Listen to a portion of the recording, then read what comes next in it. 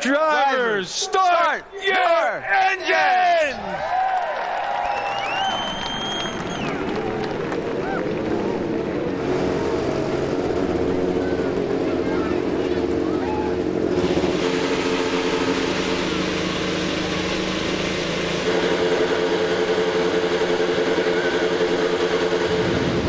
We've talked about the Penske starting today, 1, 2, 3, with Montoya buried back in 19th. So, will these three help Montoya? We heard from Pagenaud saying, yeah, he's going to help by trying to win. But I wouldn't be so sure about Castro-Neves or Will Power. They want to look after their own championship interests, Kevin. John Graham-Rahal came into this weekend thinking he just wanted to stay within range of Juan Pablo Montoya. Didn't expect to qualify that well. Well, he starts fifth. Montoya's back in 19th. He told me now the game plan has changed a little bit. We might be able to get to the finale with a championship lead. But he's got that calm exterior and that fire that still burns. Returning to Indycar after many years in the NASCAR Sprint Cup Series in his second year back and has a chance to win. And a reminder, there's still a chance to get in on Honda's fastest seat in sports sweepstakes by entering at shophonda.com. Today's lucky winner, riding behind Mario Andretti, is Greg Lewis from Denton, Texas. Hey Greg, how is it? It's great. Can't wait to go faster. Well, I'm sure you will. Congratulations. Enjoy it. Enjoy it a lot. Riding with the legend Mario Andretti. And Greg won today by logging on to shophonda.com. Congratulations and enjoy it. Hey, you've got one last chance, and that is next weekend out in California. So, looking forward to that. So, we need to take you to the starting grid, presented by Mothers. And boy, is it an interesting one. You've already heard us discuss in IndyCar Live about the top three dominated by Team Penske. 3 of the 4 in the top 3 positions. Helio Castro-Neves on pole for the 4th time this season.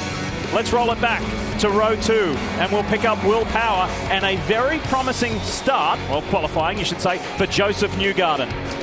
Yes, another good start for Joseph, looking for a great result. Look at Graham-Rahal. He thought he was going to qualify at the back. He saw Montoya had problems. They put a good setup on it in qualifying. Ends up 5th. Carlos Munoz, the 2nd Honda runner in line, and Justin Wilson, the 3rd. And the 4th, Hunter-Reay. So Honda's pretty strong in qualifying. Last time we were at an oval was Iowa Speedway, Steve, and RHR was strong. A terrific victory there. But you start getting back into the depth of the field. We now go back to that worrisome qualifying from the Ganassi guys. You get deep. Put yourself in the team manager, the lead engineer, the strategist. What do you tell your guys early on about a 500-miler? Well, it's all about being consistent. It's all about keeping up with the program. At that point of the race, just keep solid. Those guys that are further back in the pack, and we've already talked about Montoya, those guys that are further back, they've got to let this race come to them. You can very easily lose a race on the opening laps, but you're not going to win it. You've got to stay consistent right through this very long, grueling race. Have to give some props to Pippa Mann. That was an encouraging qualifying position as she outdid the likes of Briscoe, Montoya, Sage Karam, who was quick in qualifying PT. It didn't work out for the youngster in qualifying. No, they threw a strange setup at it. Look at Ed Carpenter again. He's struggling near the back. His teammate up front. Huge crash by Charlie Kimball in qualifying, and Stefano Coletti crashed into practice, and they couldn't get the car ready for qualifying. So, like Steve said, I mean, you're at the back here for Montoya. He's got to be careful not to get involved in somebody else's problem here as we go green and just get through the first couple pit stops. All right, we're going to rely heavily on our onboards today during this 500 miles, and we go on board the man who had a spectacular ride yesterday, Charlie Kimball, with thanks to Novolog. We'll have this and some other views of the 83 Chip Ganassi car, the points leader Juan Pablo Montoya, and he has this view with thanks to the naming rights sponsor of the series, of course, Verizon. We'll share this view. Ryan Briscoe, is today the day that he delivers whilst filling in for James Hinchcliffe. We'll see. Ryan has had some good ones, and his view is brought to us by Lucas Oil. To Tony Kanaan, TK, with thanks to NTT Data, we'll have this view. And Tony has some very much unfinished business at this racetrack, as he will openly tell you. We transition to his teammate Scott Dixon. We'll have this helmet cam and some other views as well aboard the three-time champion's car. And Graham Rahal brings us the Verizon streaming aboard the Steak and Shake car. Remember, it's adrenaline on demand. Download the Indycar 15 mobile app to get amazing live streams from in-car cameras and a whole lot more, only from Verizon. And of course, you remember the new light system on the side of the cars that will give you the updated positions, including the stops, the duration of the pit stops. So, as we mentioned in IndyCar Live, the captain, Roger Penske, can he do the double? Steve and I have done the double today. Can the captain do the double? Joey Logano last night at Bristol. Can one of his four drivers do it here today? So much excitement surrounding this event, not only because it's at Pocono for the third year in a row, it's the final oval of the year, the final 500-miler. Let's go. Do we get a clean start? It's waved off. No start. Brian Barnhart and race control not happy with Helio Castro-Neves and the Penske duo at the front. The field not packed up, and that was messy to say the best. I don't know what was going on there, but Castro-Neves went on the entry to turn 3, and you would think he would at least give the courtesy to the guys in the middle of the field to get around the corner. So I was a little bit over-optimistic on that one. I think he wanted to get it spread out and get it going. Yeah, overly keen to get going, I think that. So a chance to regroup. And there's the acceleration zone there. You see the cones hanging off the fence. So, and there's the end of it. So that's in that period, in that part of the track where you can go. And race control, we can tell you this from the meetings that we have with the guys, from Brian and everybody. Derek Walker in his second to last event. They want them packed up tight. And don't forget, this straightaway is longer than the straightaway at Indianapolis. This is the longest straightaway in racing. So lots of drafting. There's going to be some passing. Go. Helio anxious to go again. And I think they're going to wave this off again. You'll be looking for a penalty if you keep pulling that move. Yellow flag again. Yeah, that is not a smart move by Castro-Neves to be going that early. He one more of those and you could get put to the back. Helio is anxious. Remember, he is one of our championship contenders. He's fourth in the points race. But again, just watch this. He's right alongside his teammate. But this is just so obvious, so blatant. And Simon Pagenaud wanted nothing to do with it. Yeah, it's way, way, way too early. So Simon's like, hey, what's going on here? They should be waiting till they get around off of turn 3 before they even go. So I'm sure he's going to get a warning here. And we can confirm that. Race control have communicated to... Right side on that steady pace right there until you exit turn 3. You're going too early. Simple as that. Yeah, you're going too early. You can't do it. Ready to go. Third time lucky, perhaps? We'll see. Still going early. Look at...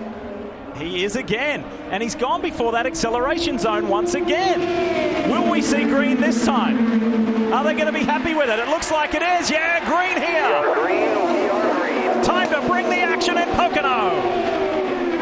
Well, you can see why he wanted to go early. He got swarmed and has been passed by 3 cars down the front straightaway, Steve. Joseph Newgarden right around the outside. Got straight around to the lead. outside. Will Power trying to make a move also down low, but absolutely right, PT. It didn't take long, did it? Absolutely swarmed straight out of the start. Look at that blue and silver car. Justin Wilson in the Honda for Andretti Autosport. He's already up into the top 5. Will Power was on the bottom in turn 1 and had a huge moment, a huge wiggle. He got to get out of the throttle and lost a bunch of positions.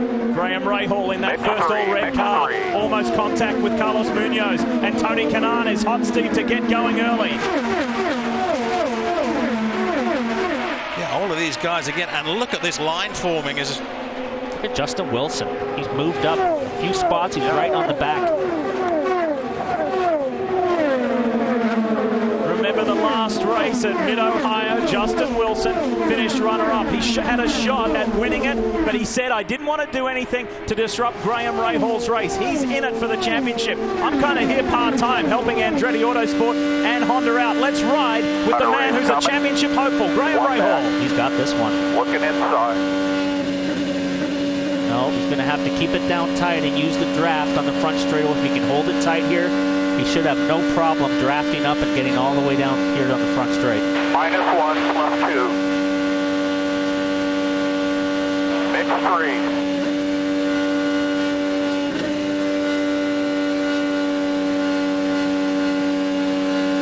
Graham on the throttle. He's not able to go flat in this draft. He's having to check the throttle a little bit through the middle of the corner, upshifting on this short straight to the tunnel turn.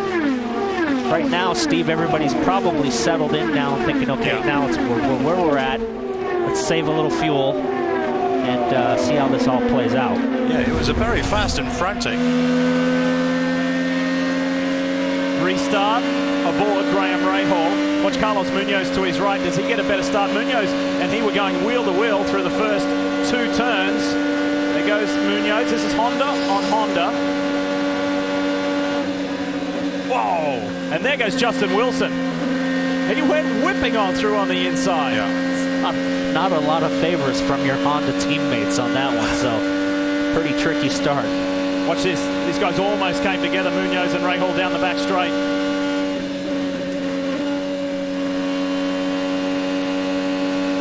Wow, that close.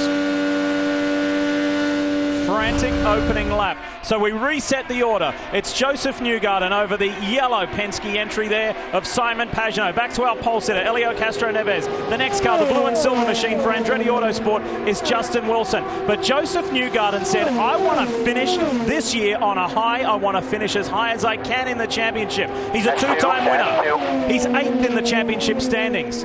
And he said, I would like to win 1 more. Maybe he could win 3. Who knows, Jan?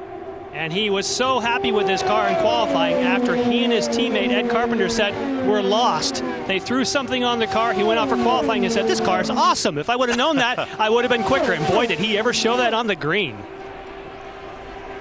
Yeah, absolutely, Jan. And Newgarden just, after that start, just absolutely superb. I can see now why Castroneves was so keen to get going. If that's the pace of those cars in that 2nd and 3rd row. Back to 5.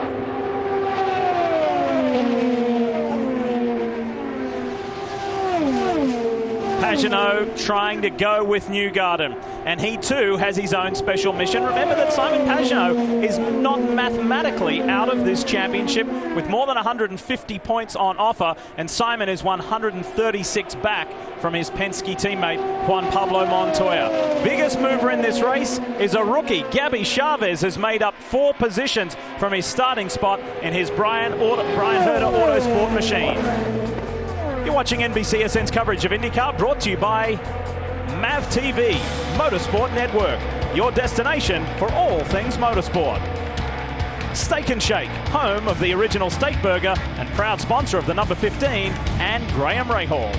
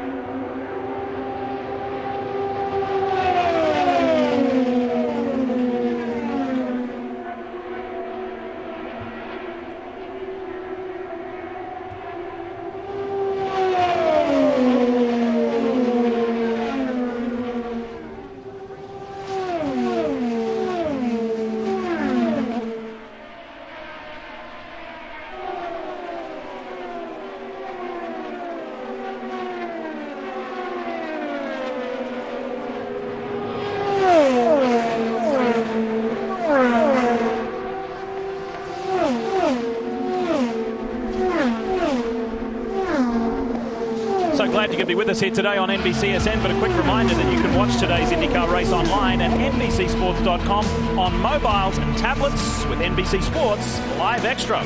You won't miss a moment. Now, you may have seen this at home if you ducked away. Pippa Mann has had some problems with her number 18 Dale Coyne Honda. We're led to believe it was stuck in second gear for a moment. She was limping around. She's finally made it back.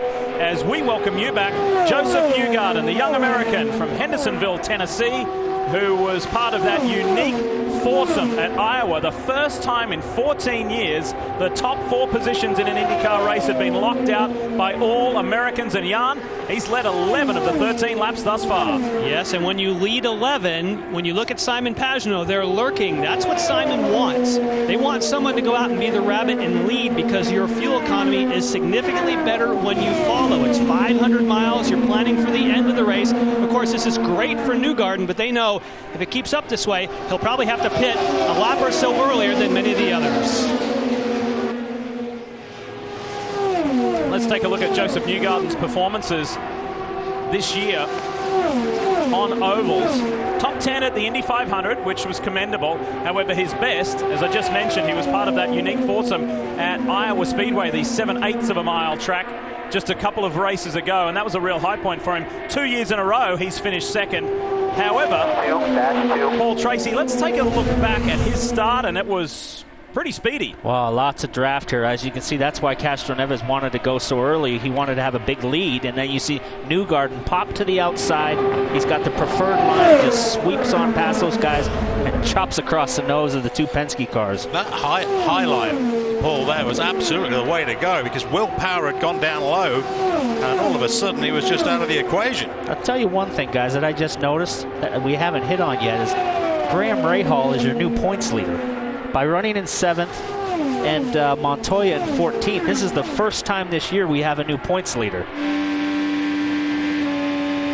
We're on board with Juan now. He's made up some positions. He's made up about 4 or 5 positions, but he's got a long way to go to catch those leaders, and it's tough to pass here. Your car really has to be perfect. You know what he's doing, PT? He and Briscoe are kind of working in tandem. Briscoe's made up 7 positions. Montoya's made up 5. But Robin Miller, let's turn the spotlight back on our race leader, Joseph Newgarden.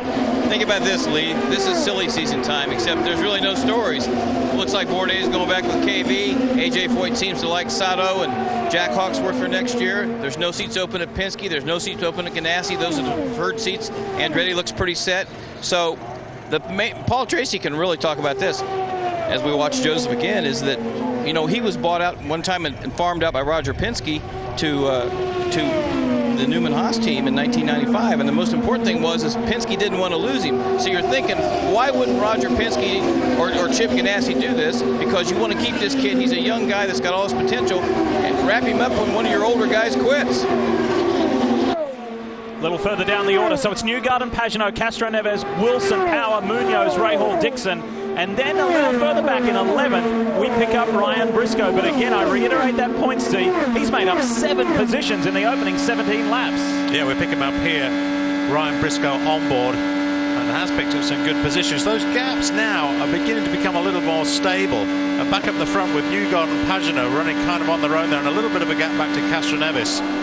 But again, as we touched on earlier on, there is a long way to go. You won't know this story, mate, because you weren't with us at the Milwaukee Mile. But this man here, Tony Kanaan, accused you of being in the Ryan Briscoe fan club at Fontana. I know that's not the case, but TK found it amusing. That's why it's nice to know they're watching. Oh, had to get out of it there as he came up abruptly on his teammate. Yeah, you'll see these 2 guys will be working together. Obviously, Kanaan knows his position in the team, and that is right now it's to help his teammate try and win the championship. Tony Kanaan, in his own words and many other people's, should have been the winner here last year. Came up 4 laps shy due to low fuel. Well, he had plenty of those last year, heartbreaks. He was able to get through and win at the final race of the season, but he's had a bit of a frustrating year this year. He had momentum at the end of last year, and it hasn't translated into this season. Already, we know we're not going to get the wild race that we saw at Auto Club Speedway Fontana.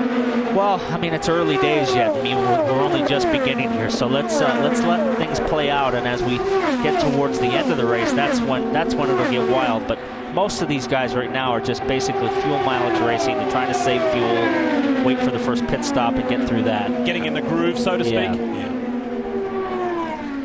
Of the 200 laps, you'll see it play out just like an Indianapolis 500, where you want to be there in those last 30 to 40. Stefano Coletti on pit road, one of the rookies in this field, had a pretty awkward incident earlier this week where he hit walls on both sides of the track. Yeah, it was a strange incident. He got high in turn 3, hit the wall, and then kind of came down the front straightaway fairly quickly, and the car made an abrupt left-hand turn into the inside wall. So I'm sure the team and Jimmy Vasser shook their heads a little bit at that one. Sure, they're not sure what they were doing to Coletti's car there, Paul. They had the right front wheel rim and tyre off as they were working around the brake, but it was obviously taking it a long time. Ryan Briscoe has never qualified better than 16th, except for his second place start at Milwaukee. When I asked him why they have so much trouble in qualifying, he says, we would really much rather focus on our race car. It's just a team decision. We're able to dig ourselves out of that hole. So you see Ryan Briscoe being the biggest mover today here at Pocono. And Ryan has some unfinished business as well. Remember the great runs that he'd had earlier in the year, all to no avail. Back up front, it's looking good for CFH Racing, and that's the F in CFH. That's Sarah Fisher, a very accomplished driver in her own right, now co-team owner, and her 24-year-old American driver, Joseph Newgarden, has led 19 laps so far.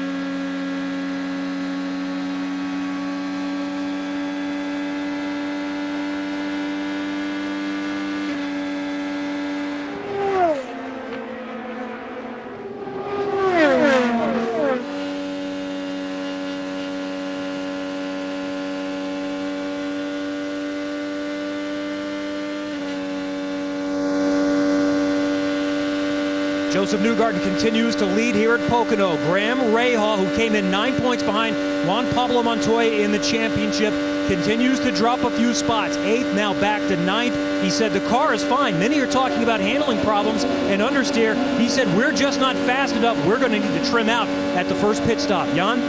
And you're talking about what's going to happen in pit stop. Sarah Fisher, of course, watching Joseph Newgarden. You said that Joseph is a little bit loose. Is that correct? He's going to take some front wing out? Yes, just a little bit. You know, we're just running our race, getting into the rhythm, and just making some fine-tune adjustments. But the way this weekend started, this has got to just be very encouraging because it didn't start well, and now it seems like it's all nice and balanced. Well, you know, a little bit of weather change, a little bit of day and hour change, and here we are. So we're just lucky, but everybody else has the same conditions, so we're facing that too. Okay, well, if your car's a little bit loose, what you want to do is you want to be leading. They'll adjust that in the first stop. And, of course, Joseph Newgarden would love to win a race on an oval, as you said, Lee. Well, Jan, as we all know, Joseph Newgarden is a real star. He's not only a rising star, he's a star now. GP3 in Europe, a very diverse driver. His Indy Lights title, and then, of course, coming to IndyCar. But it took a while for him to get that first IndyCar win. Paul Tracy, how different were you as a person, as a driver, after you cracked that first one? You got that first IndyCar win. Well, I mean, I think for any driver, once you are able to win the first race, it opens the floodgates, and it just is the same for Rahal. Even though he had won a race 7 years earlier, as soon as he won again, oh, we got our first leader, which is Newgarden coming in the pits. Leader on pit road as we race lap 29. And watch for the front wing change that Sarah Fisher just told us about. They're going to take a little bit out. This is early if you were saving fuel, but we talked about the fact in there, they decided not to do the wing after all. They did it with tire pressure. So just over 8 second stop for Joseph Newgarden. It'll put him in a different cycle. Again, he's going full gas Front stretch is clear. and burning fuel. The people behind are saving fuel. Yeah, look like the mechanics. Yeah, look like the mechanics were very eager to change that front wing, and maybe heard over their radio, no, we've decided against it. But the mechanic's hand was on the adjuster. See more cars peeling off. Those Penske cars are making good fuel mileage. That's a 2-lap advantage over Newgarden for Pagenaud.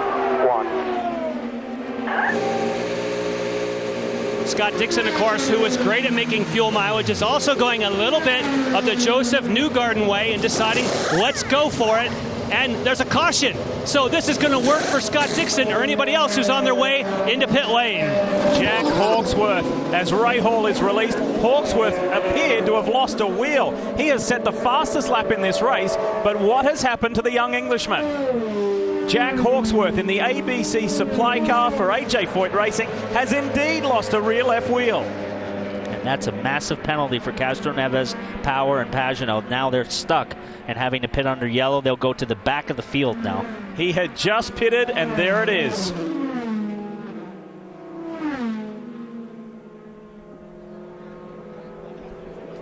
Jack Hawksworth, who has not such good memories of this Pocono Raceway after a massive accident in practice here last year. One that he will never forget when he slammed into the wall at around just under 200 miles an hour. Now the youngster, the second-year racer, really has his hands full to try and get back to pit lane. So Simon Pagenaud, race leader, did not pit. And we go down the order as everybody will regroup as we fast approach quarter race distance. And everybody gets to regroup, communicate at a little bit more of a slower pace, Steve, as to how their cars have been in this opening stint and what needs to be adjusted. Yeah, and it was a very unusual situation with that wheel coming off, wasn't it? Could have just assumed just pit error by the mechanics trying to get the car out. But the problem now is how much damage done to the underside of the car. Let's have a look in replay, see if we can see what happened.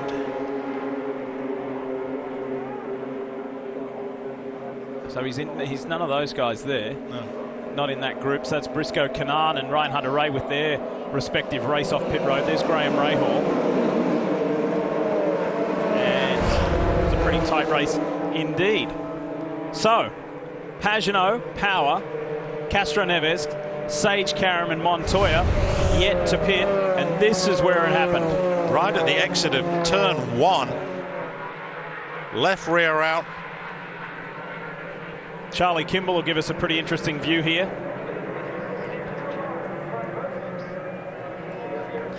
Luckily, it was the inside rear tire which allowed it to roll towards the inside of the track. If it was the outside rear tire, it would have rolled out onto the track more than what it was right there for Montoya. So that was a very lucky thing for Montoya there. That was close enough, wasn't it? Remember what happened last time we were on an oval at Iowa. This man here, the points leader, Juan Pablo Montoya, had a suspension failure. It slammed him in to the turn 1 Pits wall. are open. We're going to add total. We'd like to try the total. 10-4. This is not a great break for Montoya being not pitting, so this is going to keep him towards the back of the field. All right, now there's a scramble on pit lane. It is going to be busy down there. Katie, we're going to kick it off with you. Simon Pagenaud leans on team advisor and three-time Pocono winner Rick Mears when it comes to ovals. Today, Rick said patience is key. His team said just settle in. Kevin? Juan Pablo Montoya went a little lighter on downforce than many to start the race, but they're going to add some on this pit stop. Montoya taking a little extra time. And Castro Neves just leaves, and he just misses the tire of Bourdais, and he loses a position. And guys, they added a bunch of front wing to Castro Neves.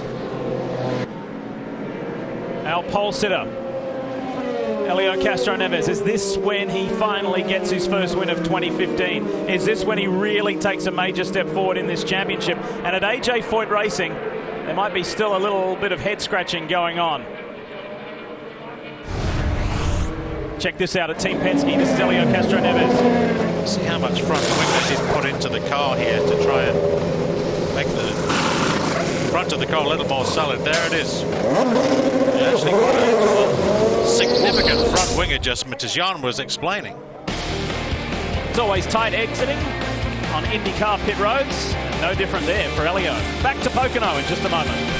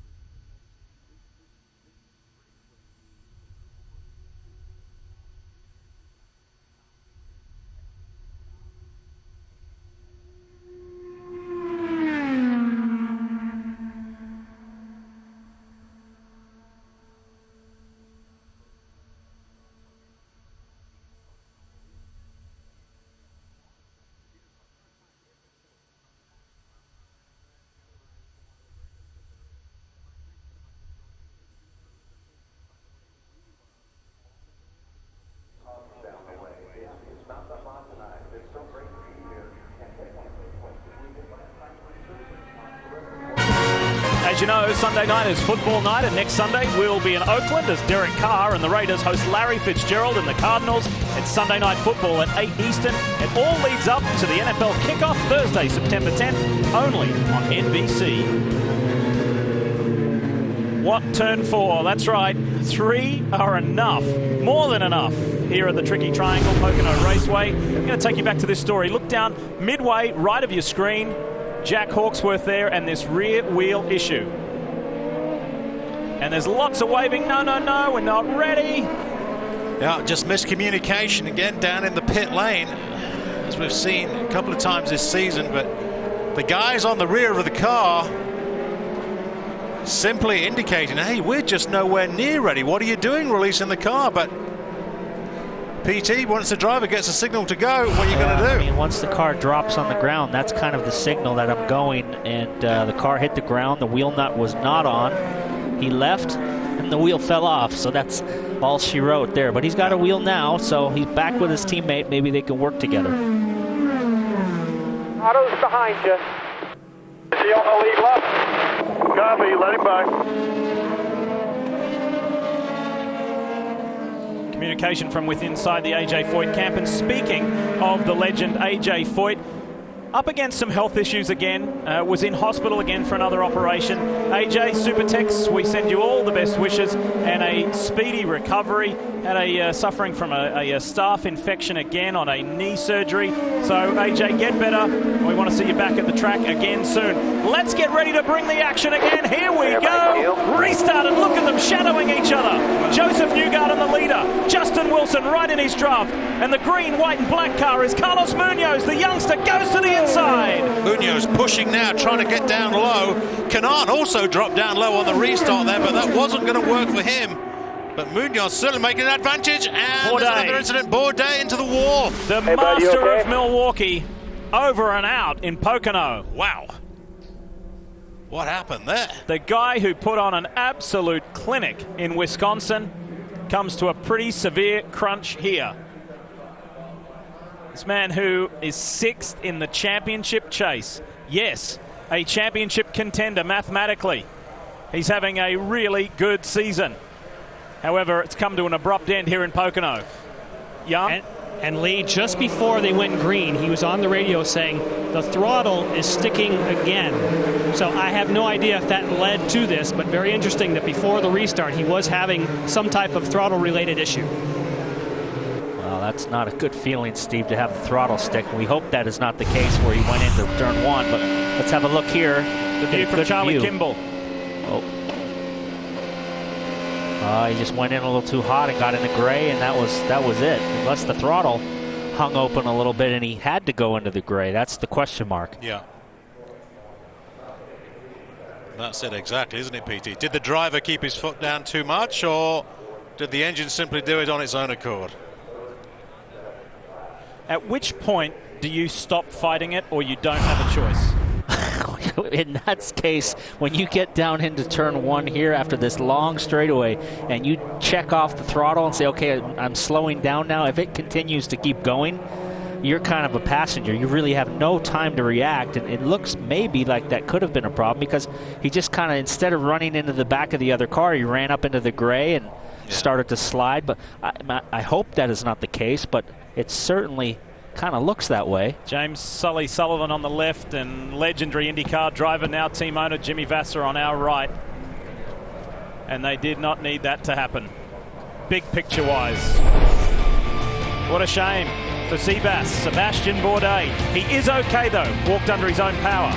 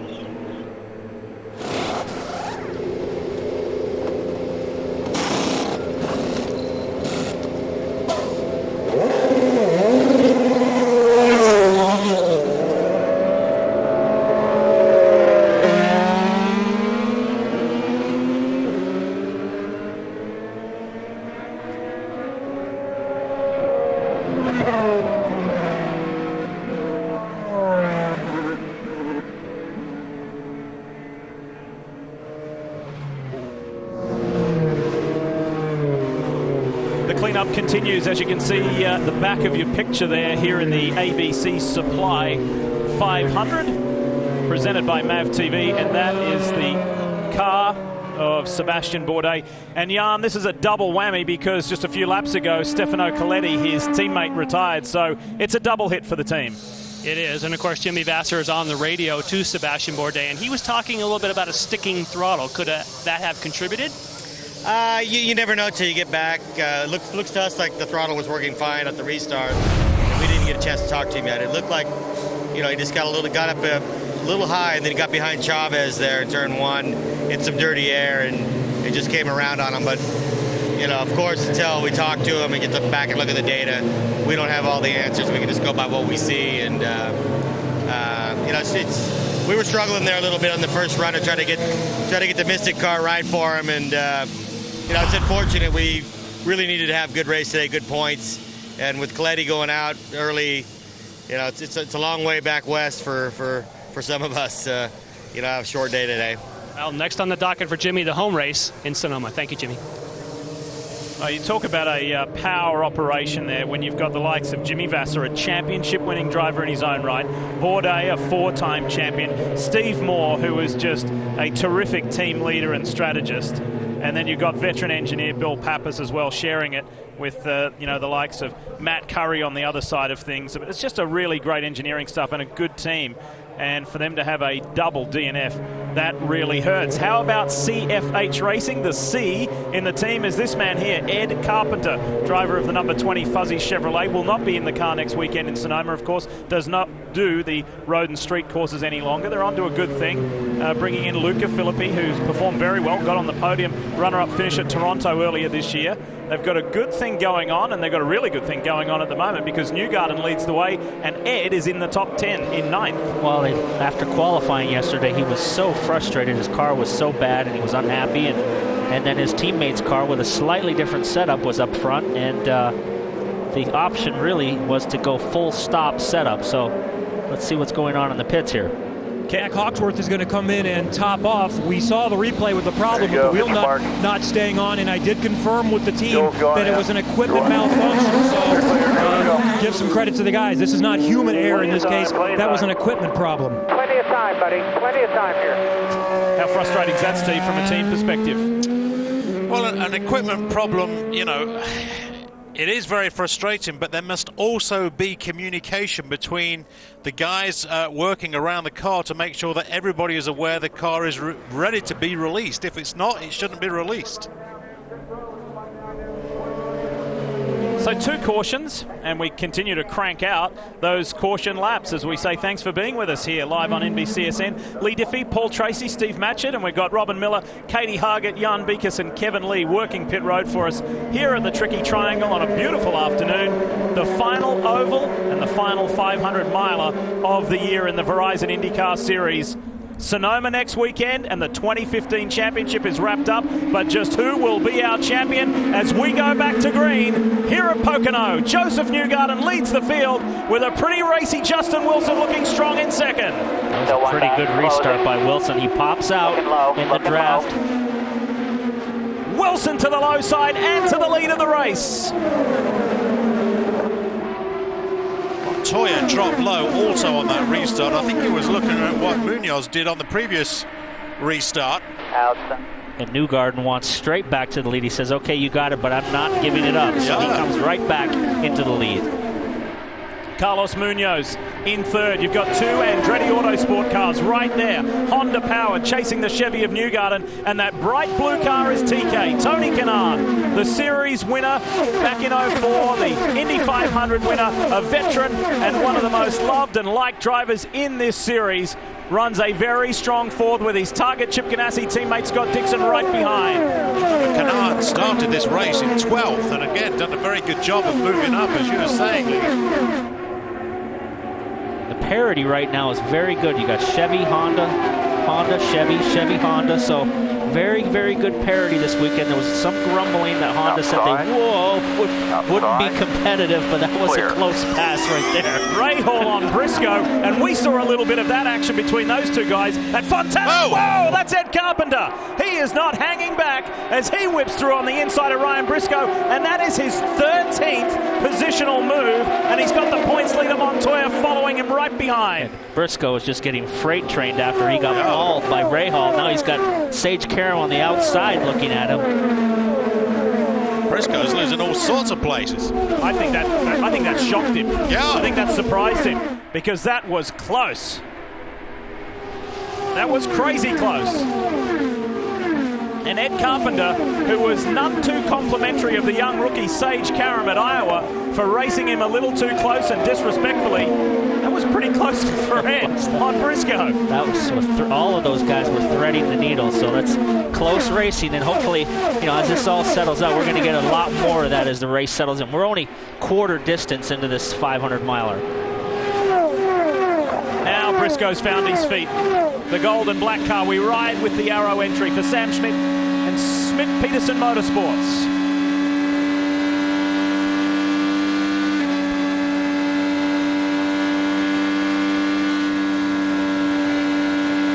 There goes Sage Karam, the rookie. He loves the pace of his car here at Pocono and feels a good result is coming his way at his home track. It's a huge race for the 20-year-old American. Let's check in with Robin Miller. Lee, Sebastian Bourdais, thankfully is okay. What happened, kid?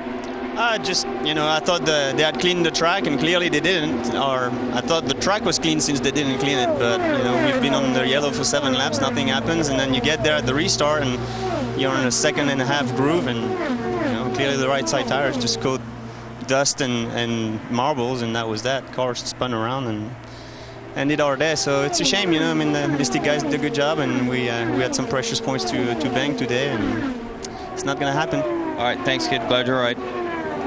Frustrated, disappointed, but healthy and uninjured, Sebastian Bourdais. So there it is, Paul. No mechanical problem with the throttle, but just dirty track as you start to run too high. Right wheels just caught that grit and pulled the car in. Now we're going to put a watchful eye on the restart of the championship leader in the Verizon Chevrolet, Juan Pablo Montoya. Let's take you back and let's have a look. Was it a wild ride for JPM? We're about to find out. There's Will Power, his teammate up ahead. Simon Pagenaud is up there as well. Big inside run for Montoya. Put it on his teammates there, got both of them. 5 wide. 4 cars outside. So, wow. Pretty brave. 4 cars outside. You don't hear that too often. No. Clear. However, with that being said, we did see it here once last year, and we also saw it earlier this year at Fontana. Joseph Newgarden, still your race leader, over Justin Wilson and Carlos Munoz, Tony Kanaan, Scott Dixon, Ryan Hunter-Reay, Graham Rahal, and then Montoya. Much closer racing now than we saw in the first segment. The guys have got a better handle on their cars. They've all made adjustments, so there's less stringing out. There's a closer pack here, so as the race keeps going, the guys are going to get their cars even better, Steve, and the racing will tighten up and get closer. Well, we've seen after that first pit stop, Paul, a lot more downforce put onto the front of the car, across to the front of the wing to try and keep that part of the car stable. That seems to have made a big difference across the pack. Hey guys, just got an update from race control. We saw that wild restart, pretty slick for Montoya, but the 22 of Simon Pagenaud and the 27 of Marco Andretti also got a warning, and they were told to stay center line to center line. What do you make of that? Well, these restarts and starts, other than the Castro Neves, was a really quick start. That was brought down pretty slow, and guys were ready to go in the back there, and obviously Kanaan. They're by 4 back to Dixon. Kanaan moving forward. He's a guy that can win here very easily. See, Munoz just dropped low there to try and have a look round and see what was happening at the front, but it didn't work, and then Kanaan pounced. Ryan Hunter-Reay now on Scott Dixon. Draws alongside the 3-time champ, and Captain America whistles through. What a frustrating season RHR has had, but a little bit of sunshine back in Iowa. Now, Penske on Penske, Pagenaud on Montoya. Remember what Paul Tracy said in IndyCar Live at the top of the show. These Penske guys will not be doing each other any favors because they're all mathematically eligible to win this title. Look at Juan. He's got to watch out for Ed behind him and Sage on the move as well. Sage will not do Montoya any favors because he's working on behalf of Scott Dixon. The whole face of this race, PT, has changed as with 51. How it was just 20 laps before. A lot of guys have got a better. Whoa, that was tight right there. Canan chopped across the front of Munoz, and he ran up high, and now his teammate comes around, and Scott Dixon will be looking as well. Yeah. And thank you very much. And Dixon's in the draft of Hunter-Reay. He has to check up and allow the young Colombian back around him. Got some racing going on now. Now we're talking. Here comes Ray Hall, lining up for a shot on Dixon. Gotcha. Wow, made that look easy, didn't he? Nice job. Once you lose your rhythm, it's pretty obvious what happens. Yeah, it's so important to keep your momentum up and time your passes. As soon as you have to get out of the throttle, it just allows the other guy behind you to pounce. Ed Carpenter now in the green and gold Fuzzy's machine. He wants a piece of Sage Karam. These two guys had heated words in Iowa. Do you remember that under the lights? It'll be interesting to see these guys go wheel to wheel. Now Briscoe wants to get in the action. Outside Marco. 5 back. Difficult place to pass, too wide in the tunnel turning. Briscoe thought better of that. He backed out of it. Got to retime your pass again. Up front, it's still Newgarden. There he is. Smooth, efficient, not a problem.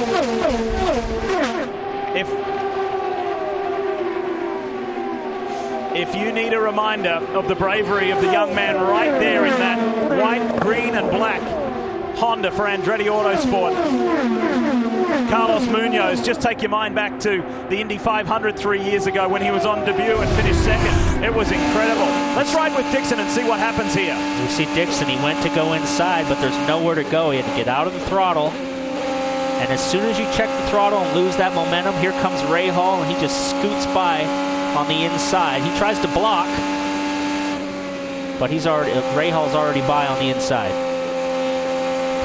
Boy, it doesn't take much, Paul, does it? Just a fraction of a second. Coming off that throttle, lose the momentum, you've lost place. Here comes Canan. For the lead of the race, Tony Canan goes to the front for the first time today. The NTT data machine leads the way for Chip Ganassi. Hey, and already Newgarden wants that position back, doesn't he? He does not like yielding that first position. Now the gap's opening up a little bit. Let's check in with Jan Beekers. Jan?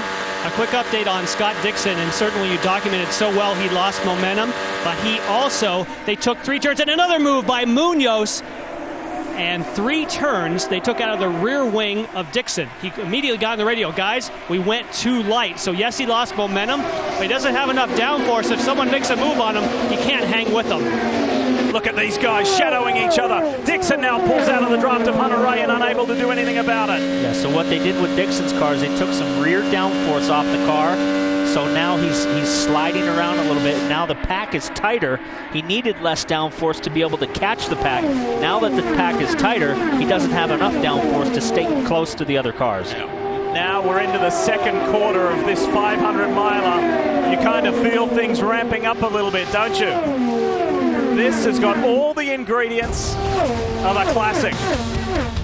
Tony Canan, the veteran, leads the way at Pocono. He wants to get that win that he feels he should have had last year.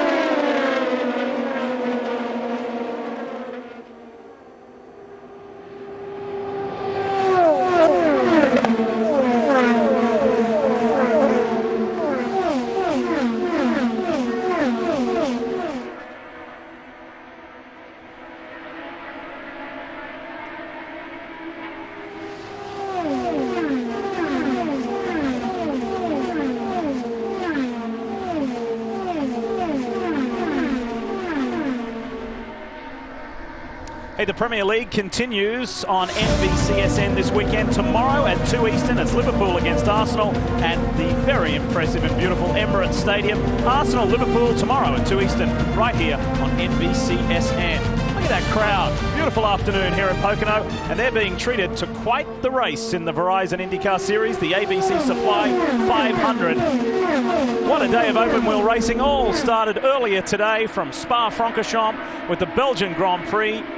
And here we go. We finish it off with a 500-miler in IndyCar action. Look at this.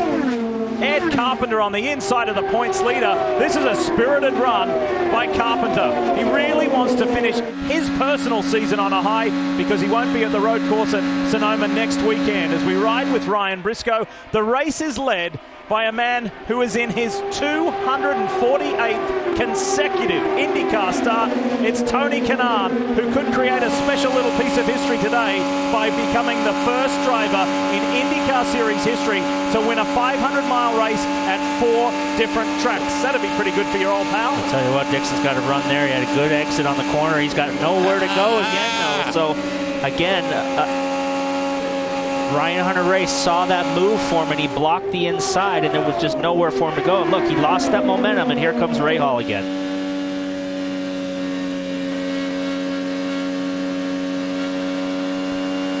So it's all about momentum, Steve. If you get that run and you've got nowhere to go, as soon as you have to get out of the throttle on this massive 2.5-mile oval, it really pays you a penalty. These guys seem to be, Paul, they have about a second and a half to make the move work, or it fails. There's too much drag across the car, you lose the momentum, you've got to pull back in again. I mean, you've got to be so decisive, so fast to make this work. Yeah, as you see Briscoe pull back in line. That is a very, very difficult corner to go too wide, so he wasn't close enough, and he realized instead of getting in there and having to get out of the throttle totally, he just slightly lifted off the throttle, got back in line, and didn't really lose any time.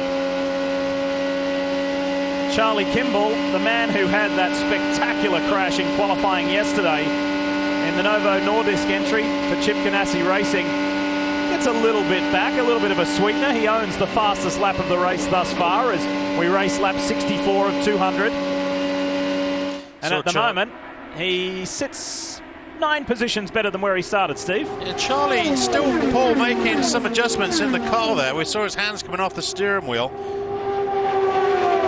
Just trying to fight. Here we go again, look. There it is. It's just not enough, is it? Munoz on Joseph Newgarden. Kanaan, Newgarden, Munoz. Here comes the second Andretti Autosport car. Ryan Hunter-Reay pulls out of the draft of his teammate. Is in enough. You see again, Steve, he wasn't able to pull through on that pass, had to back out, and that left the door open for his teammate to come by. Because as soon as you kill your momentum, the other guy right behind you is ready to go. And we're going to get pit stops any moment because they've been running some long laps here. Andretti Autosport well represented, and Marco Andretti doing his best. He's made up 9 spots from his starting position at the back of the pack. Here comes race leader Kanaan, straight to pit lane. So Tony showed us exactly what he wants to do. And Newgarden comes in as well. Kev, take it away. You're up first. Last time Tony Kanaan took off downforce, they took away wing angle in the rear wing. They didn't touch the front wing. This time dealing with a little bit of understeer, so we'll watch and see what they do to address that. Kanaan trying to win for the first time since the 500-mile race that finished last season at Fontana. Tony Kanaan getting Sunoco fuel, 4 Firestone 4 Harks, and no change of the front wing, Jan. And he rolls just before does Joseph Newgarden. And, of course, it's a battle to the timeline. Joseph Newgarden maintains that position, or, in fact, improves position, of course, on Kanaan. That last move, and they're going to battle as they get up to speed. That was by design. The team said, you're burning too much fuel, Joseph. You got to back off. Go ahead and let Kanaan go by. Here come the rest of the group. Katie? Carlos Munoz was the highest qualifying Andretti Autosport car. He now led a pack of 3 Andretti cars are saying work together on this stop. Kevin? Ryan Hunter-Reay has worked his way up into contention today, starting a little further back than he wanted. He wasn't sure what he had. He was cautiously optimistic with the car. Good stop. Jan?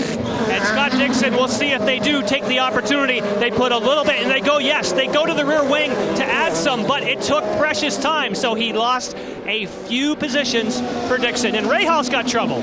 And they can't get the fuel nozzle in. They couldn't get the fuel in, and you see the time from the LED display. They've been in the pits now for 26 seconds, and under green flag conditions, a nearly 30-second stop is disastrous. For the second 500-mile race in a row, there's been a fuel problem, a fuel-related problem for the Steak and Shake machine. Frustration for Ray Hall. Well, at least this time he didn't leave it plugged in, so he can recover. We're only just over a quarter way in. There's a long way to go. Simon Pagenaud leading the race, but let's revisit that story.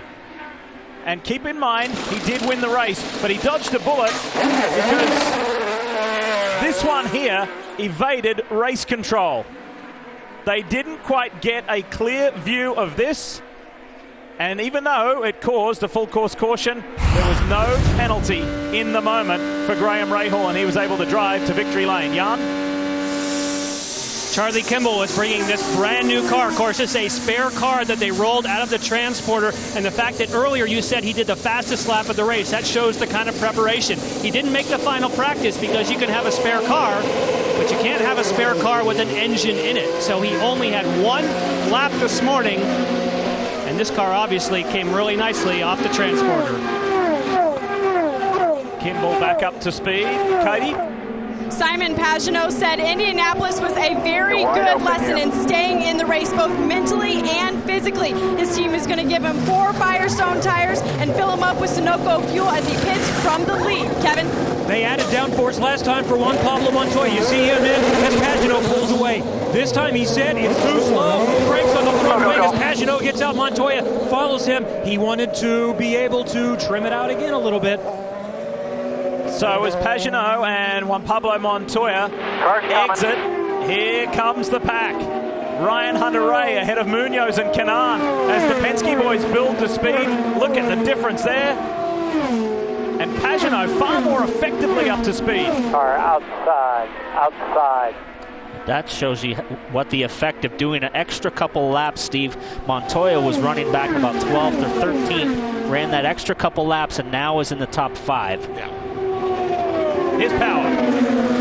Will Power, of course, could stop a little bit later than some of the others. Of course, Helio Castro-Neves will be the last of the Penske. They make an adjustment as well. Castro-Neves, remember, he has a little different strategy as the train rolls on by the front straightaway. Coming around here, let's try.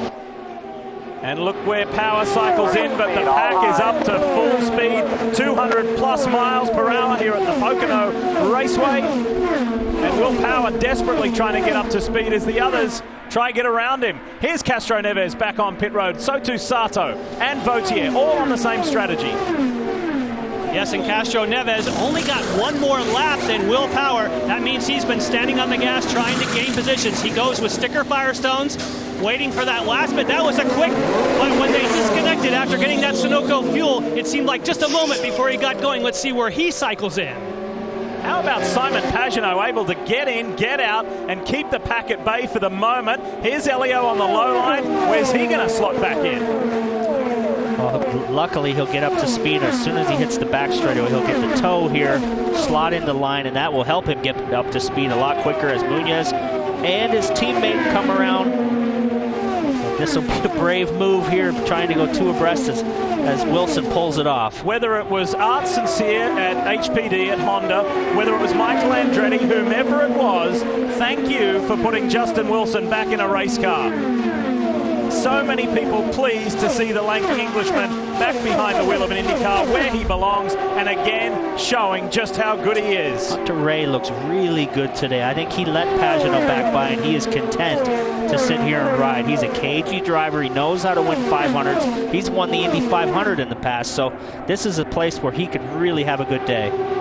Okay, so Mr. Paul Tracy, speaking of Indy 500s, many of your loyal fan base will still argue that you won the 2002 Indy 500. However, this year Simon Pagenaud was in the mix, and Tim Cindric, president of Penske Racing, said he could have won, but he was impatient. He wanted it too soon in the race. You understand what he's talking about? Well, of course I do. I would say that I have the same mentality as we watch Rahal come around here. He really is going to need a yellow here because he lost so much time. He's 3/4 of a lap behind now, so he's going to need to catch a break. Yeah, what do you have? Tracy, Ricardo Knott on the radio has been trying to calm Graham down. He was talking just a moment ago, Graham was, about we're going to get lapped. We just don't have enough speed. They said, we're okay. You've still got a full straightaway advantage on the leaders. Stay in it. We can still make something happen out of this. No problem with the fuel nozzle. They just couldn't get it attached, so they didn't have to make any change there. They did get it full of fuel, though, so they don't have to take an extra stop out of this. It must be so frustrating for Rahal and the crew, but when you look at the Penske guys, there is just something about them, Paul. They just look such a well-drilled crew around. You know, for Rahal with that problem with his fuel hose, again, that's two fuel hose problems in the season that's going to catch him out. But the difference between the crews is quite incredible. Let's not forget that at Iowa Speedway, Rahal went down as much as 2 laps behind the leader and came back to finish in the top 4. We've got a long way to go, and nobody knows that better than the 16-time Indy 500 winning team owner, Roger Penske. His man's up front.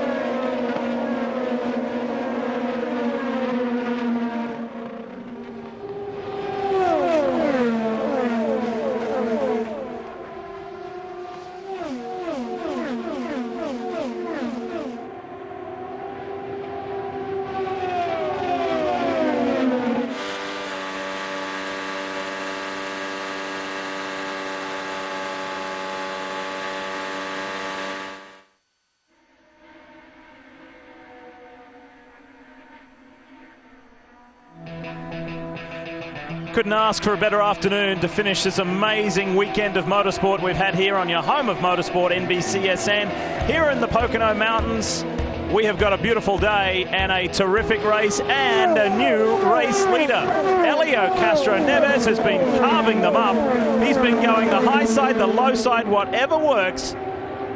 And this man here, who is still in search, yes, even as a 3-time Indy 500 winner, he's still in search of his maiden IndyCar title. And look at this, to the oohs and the ahs of the crowd, he was able to do it. Well, he made a bunch of changes on the first 2 stops. He's been up and down on the front wing, trying to get the balance right. And since he came out of this last round of pit stops, he's been rocking and rolling. He's passed about 5 cars and 3 cars in succession in the last 3 laps and into the lead. How about that, Steve? Well, the balance of the car has changed completely, but you're right. I mean, the fans around the grandstands, a great salute there of everything that Castroneves has done. Jan? And with Roger Penske on the radio with Elio, he's flying. Have you turned him loose and told him to use fuel? Well, I think we got the car the way we want it now. We had a good stop there. I think the strategy on the fuel was good. We sat back there to get a couple extra laps to get caught up, but a long way to go, 120 laps, so I think we need to stay focused here. He's doing a great job. Elio keeps saying you need to do something different. Are you doing something different right now than the others? Well, I think we're different. We're leading right now. Thank you, Roger. And Jan, to your point, Elio really is doing something different because Pagenaud was playing a more strategical game. When Elio went by him, his first lap in the lead was 9 miles an hour faster than the last lap that Pagenaud had led. So there's the difference in their outlook. You can see his car is handling really well. He's not having to float up to the wall. He's able to run a tighter lines, which means the handling is good. The car is fast. He's pulling away from his teammates. So he's got a car that's on rails right now. Absolutely transformed. For the first few laps, it was nowhere close to being correct. Look at it now. Look at this guy, Danger Boy. We're going to start calling him Sage Danger Boy. He's up there racing with Power. He's been mixing it up with Ed, and here he comes on Power again. A rookie on the reigning series champion. There's no lack of bravery from either of these men. Still down there. You know the movie that's been getting some pretty good reviews and very popular, Straight Outta Compton? Yeah. Sage Karam put a social media message recently, Straight Outta Nazareth. Nazareth, Pennsylvania. He's proud of his home state and his hometown, and this is his home track. And his first appearance in an IndyCar here. He wants to perform for his family and friends.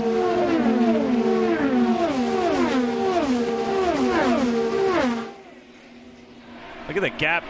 The two Brazilians up front, Castroneves and Canard. Here comes RHR. Ryan Hunter-Reay wants third as he sweeps under Simon Pagenaud. Nobody's led more laps in this race, though, than Joseph Newgarden, who's a little further back. And Karam, the rookie, around the outside of Carlos Munoz. Not afraid, is he, Steve? There is no fear there. There is no fear. Oh, to be 19 again. Well, and we've just been talking about the same thing there. As we look at our Chevrolet driver profile there, as Lee was saying, straight out of Nazareth, Pennsylvania, 13 career IndyCar starts. And yeah, there is no fear when you're a young race driver. And look at that in the New York Times, the new face of IndyCar racing. Yep, he'll take that. And I'm pretty sure that a lot of fans will as well. He's got an exciting style. It may not be compliant with his peers. Hey, but you were that way as well. I'll tell you what, I saw his dad in the... Whoa! Here we go. That's Jack Hawksworth. That is not what these guys wanted. Jack was struggling at the back, but wow. Jack Hawksworth and Charlie Kimball. And neither driver was happy with each other. Second crash in 2 days for Charlie Kimball. Uncharacteristic for the Californian. He gets going and leaves the stranded Hawksworth. Only the replay will decipher what happened here. Now be careful there when you have your front wing stuffed underneath the car that can lift the car off, the front wheels off the ground, Steve, and end up putting you in the wall. So easily done. Now remember... So as the whole Matro safety team arrive, let's have a look, fellas. On board with Charlie in this newly built car from yesterday's accident. Whoa! Jeepers. Well, we'd like to see a different angle, but it looks like Hawksworth was there and Charlie turned in and they touched wheels, and as we see, he's there. Charlie came down. Oh, he got a little loose. Yeah. So Hawksworth got squeezed down tight and he got loose and it stepped up and into Charlie, and then that was it. You're right, it was the rear of the car, wasn't it? Just broke free a little bit on Hawksworth and then just came up into Charlie Kimball. Was a little late getting in there. It was a late pass, but he was there.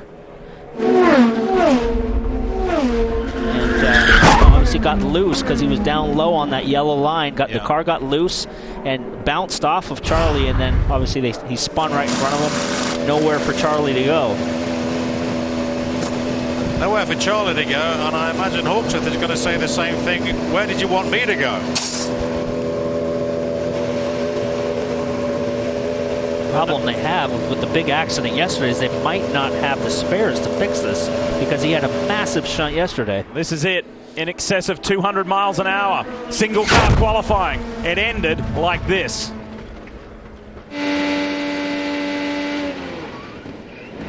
Oh, that's violent.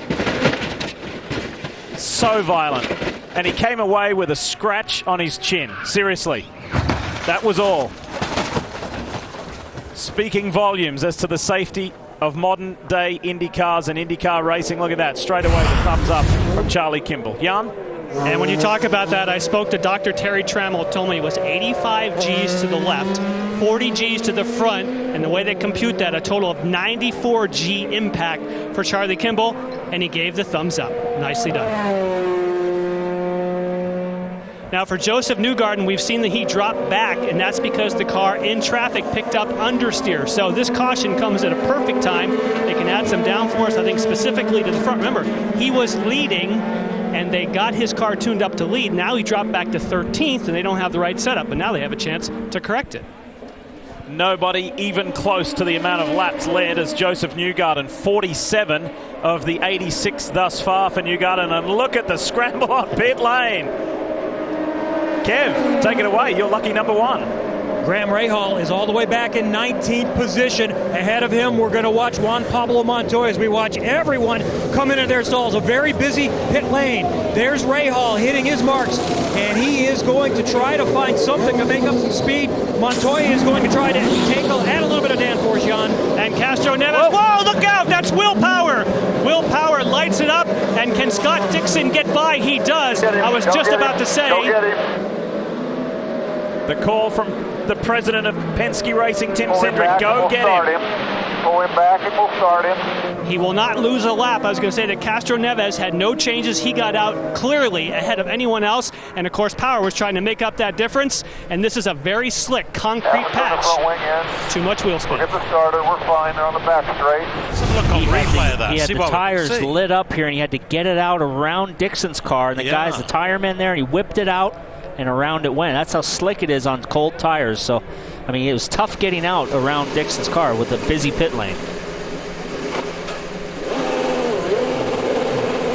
Dixon's like, where do I go? Should I go around or should I go to the inside? To the left, to the right.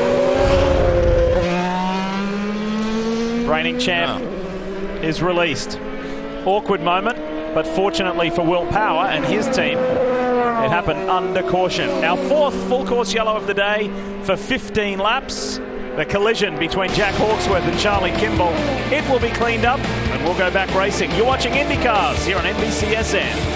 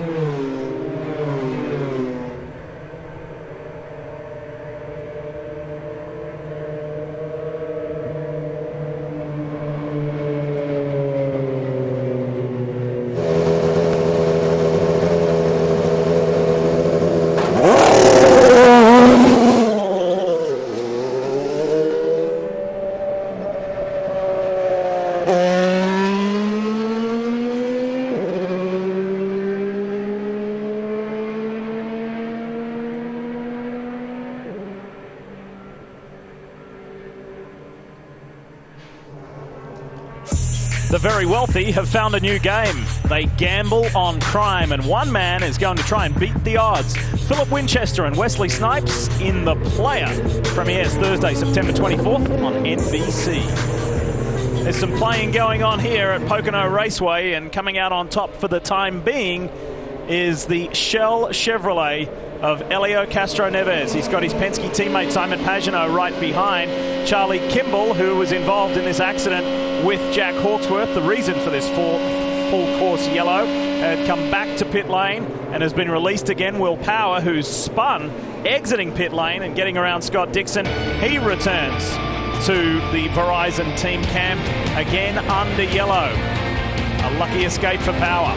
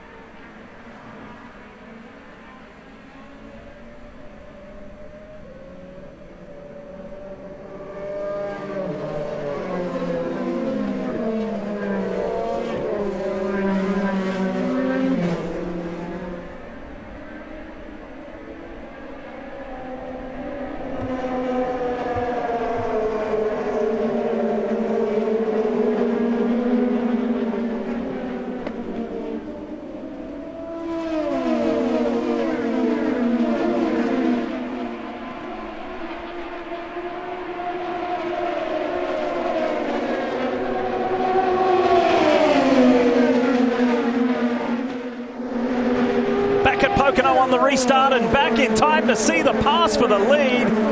Brazilian on Brazilian, friend on friend. Kenan on Castro-Neves. TK leads the way again today. There's the championship leader in the two, the Verizon Chevrolet. And here comes the rookie Sage Karam in the red and yellow machine. Up to third. In the mix. Danger Boy in the mix to third.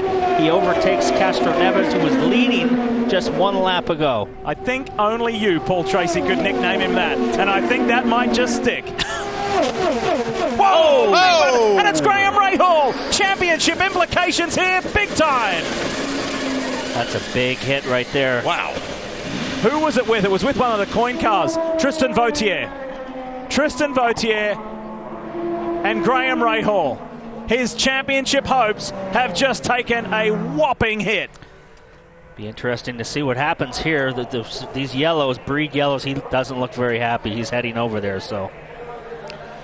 Well, Graham was so frustrated with what happened with the fuel problem earlier on, and I think this has now just tipped him over the edge as far as his composure is concerned. Oh boy, oh boy. And let me tell you, there is a substantial size disparity between Graham Rahal and Tristan Vautier. The whole Metro safety crew will be there. They are there. But Vautier looks like he is going to get a verbal dressing down. He's backing up. Graham Rahal's moving forward, so he wants to have a word with them. The guys are trying to separate them here. Obviously, this is a huge blow for Graham for the championship. Yeah. And by the hand gestures, he's saying, I was right there beside you. What were you thinking? We don't know that. We haven't seen the replay. Walk away, boys. Walk away and talk about it later when you've called. I'm surprised the guys haven't broken this up more, that the safety team and just separated them.